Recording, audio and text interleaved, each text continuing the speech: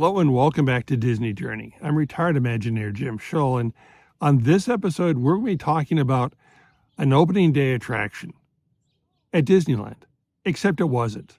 In fact, it opened, but it didn't open with any show. And so actually, even though technically it opened in 1955, that attraction didn't open until 1956, at least in the way that we know and love it.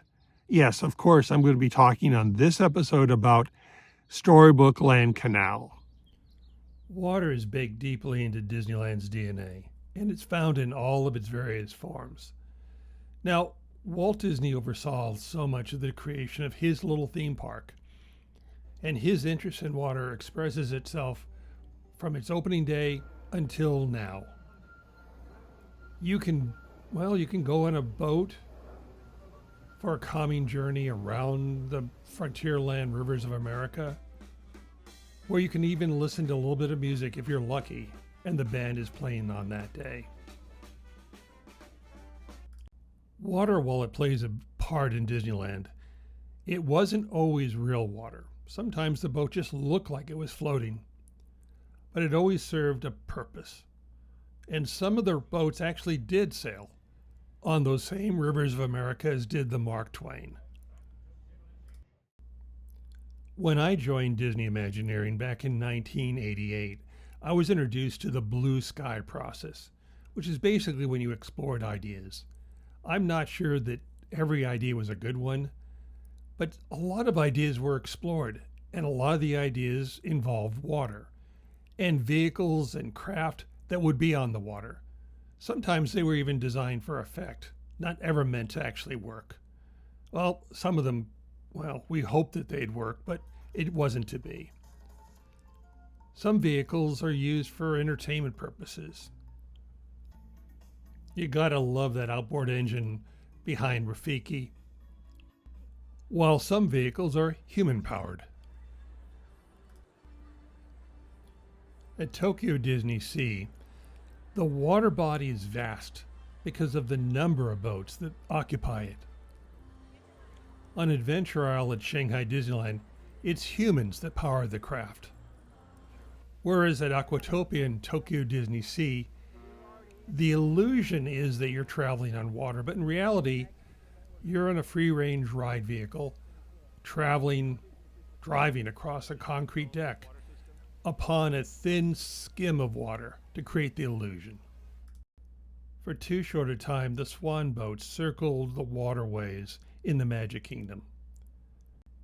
And then there are boats that served their purpose as props for entertainment. There was a ride that opened with Disneyland in 1955 that was overseen by Walt Disney, based upon, his desires to create a family park, one that was rich in storytelling and pleasant in design, using a ride system that was pretty common, but used in a unique way. Now, of course, I'm talking about Mudbank's of the world. Storybook Land. Although it was Mudbank's when it opened in 55, because the ride, as we know it, didn't open until a whole year later. Join me as we travel into Monster the Whale, which as a little kid I thought was kind of grim. The whole idea during the live spiel was, the operator regaled with the story how Pinocchio escaped because he set fire to his boat and furniture and basically barbecued the whale, cooking his rear end off, which allowed us to escape to enter this world of miniature fantasy. The idea for a Mickey Mouse park, which later became called Disneyland, had been occupying Walt Disney's head for several years. Eventually he purchased the land in Anaheim and cleared the orange groves to create this park. And there are many, many ideas during the exploration phase of this park, some of which were built and several which, just simply inspired other rides. A flume ride where boats would shoot out of Monster the Whale's mouth made perfect sense. The idea was too good to lose. So Monster would have to wait, at least as a flume ride, to be used elsewhere. Developing ideas in the blue sky process is like panning for gold. You shake the water around and you find a few gold nuggets, and you put them aside for use eventually. In this drawing for the proposed Burbank Park, we see the beginnings of Storybook Land Canal. And that was a valuable idea, so much so that it was carried over as the Anaheim project started to develop. Now, it was iteration upon iteration upon iteration, but it never went away. And so it was part, eventually, of the opening day in 1955, when guests could enter the little park in Anaheim for the very first time. Of course, it wasn't Storybook Land, not as we know it. The canals opened in 55, but Storybook Land didn't open until later. And to achieve it, Walt did his research. He went to Europe. We know of that because he documented it. And while in Europe, he visited a lot of bookstores and libraries. And he bought a lot of books, some of them which he shipped back during his trip. And others, they ended up being delivered in crates to Burbank over a period of weeks, if not months. Now, this library was invaluable, both to the Walt Disney Studios and later on to Walt Disney Imagineering, because the library eventually migrated there to Glendale, California. On a single trip, Walt purchased over 335 books. The books that Walt collected in Europe found their way to Burbank, California, where they became part of that studio's library for, research for all their movies. But eventually those books relocated to Glendale, California, to the Walt Disney Imagineering Information Resource Center. Now, when I first encountered that library, I found it was grand in its collection, but very modest in its location, because it occupied the second floor, I call it a crawl space, in 1401 Flower Street. Eventually, a purpose-built building was built, and the collection was located there for many years. Today, the collection is in another location there on Sonora Street, still in Glendale, California. Still the same books that Walt bought during his trip to Europe.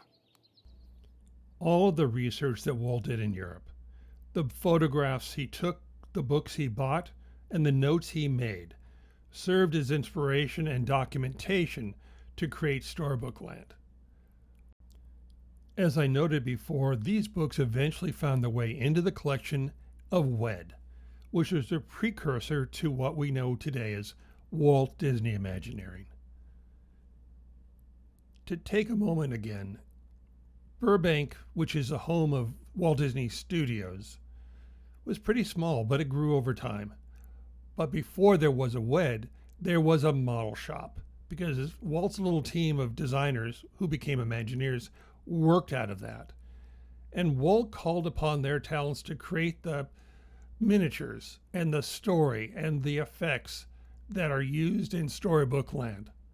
Now, not every idea made it off the drawing page, even though I'd still pay to see that giant sleeping under the quilt. When the ride opened, it was truly Mudbank's of the world, but it got better, and it got better quickly. In order to make Storybook Land the ride that we know, Walt turned to his team located there in Burbank to create the miniatures that we know are and have seen along the shoreline. The quilt was made, the flowers were planted, and over time, it got to be very beautiful, which pleased the guests, all kinds of guests. Finally, Storybook Land was completed. And due to the fact that so much of it depended upon landscaping, it just simply got more and more beautiful over the decades.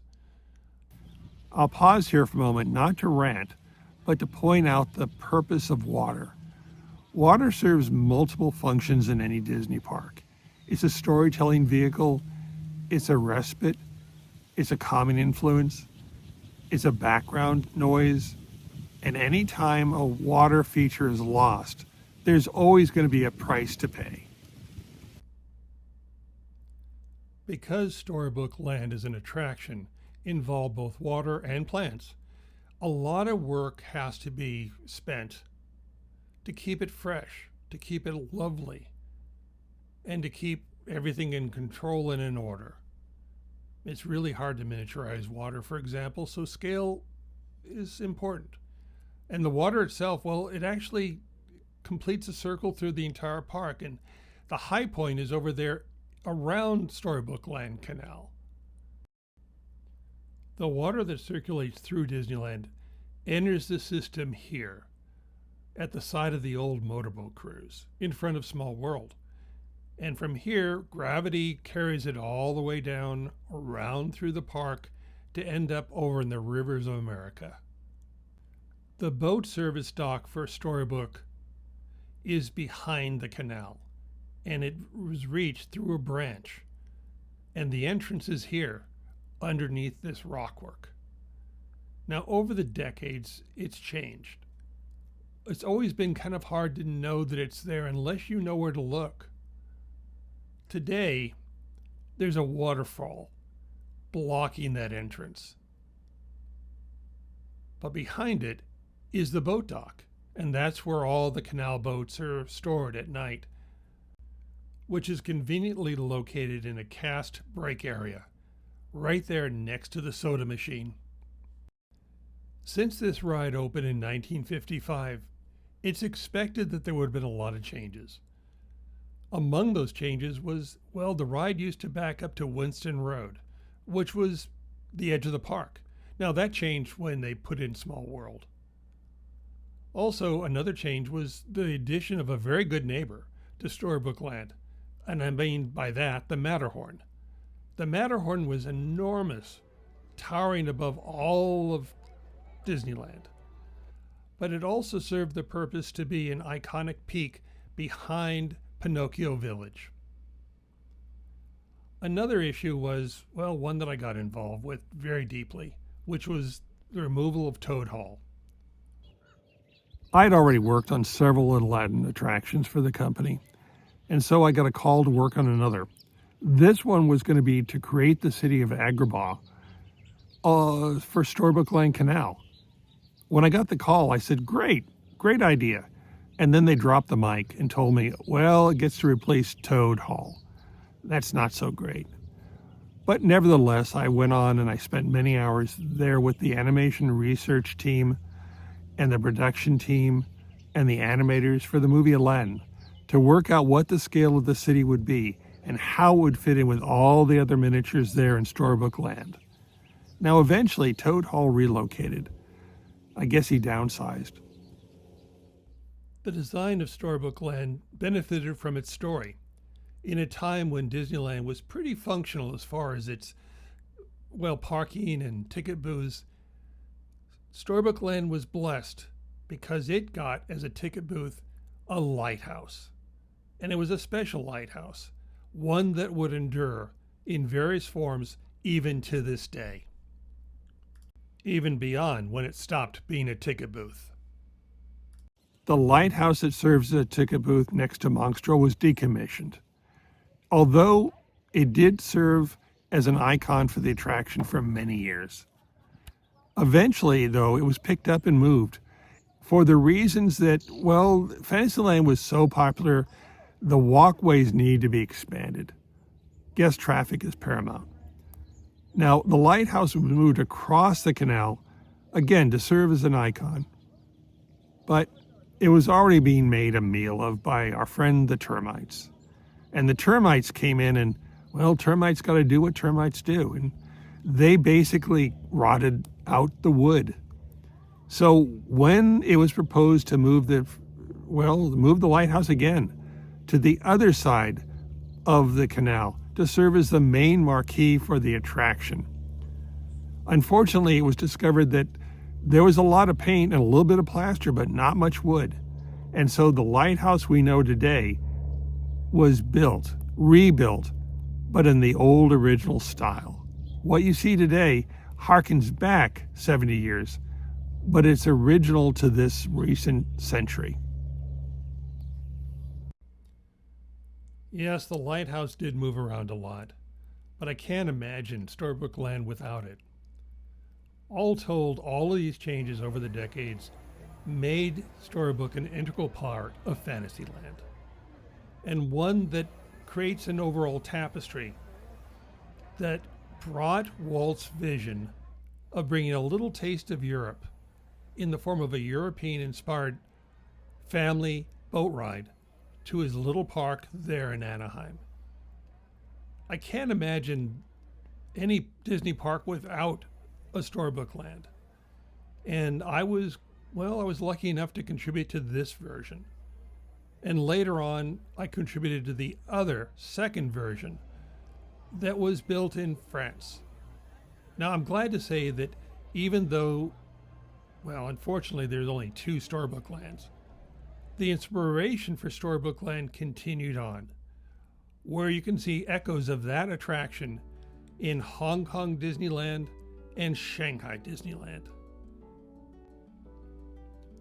I think Storybook Land, it actually validates the idea of Walt's, that if you create a family-friendly storytelling ride, one suitable for everyone to enjoy, that it would have enduring value. And I think he's been proven right, because now, 70 years later, Storybook Land, as we know and love it, still continues to amaze and entertain. And with that, this episode of Disney Journey draws to a close. As always, thanks for liking, subscribing, and hitting the bell notification button so you're among the first to note when a new episode is released. Now, as always, I've got a lot of things on my plate, a lot of stories to share, and I hope you join me on the very next episode of Disney Journey. So for now, it's goodbye from Lost Canyon.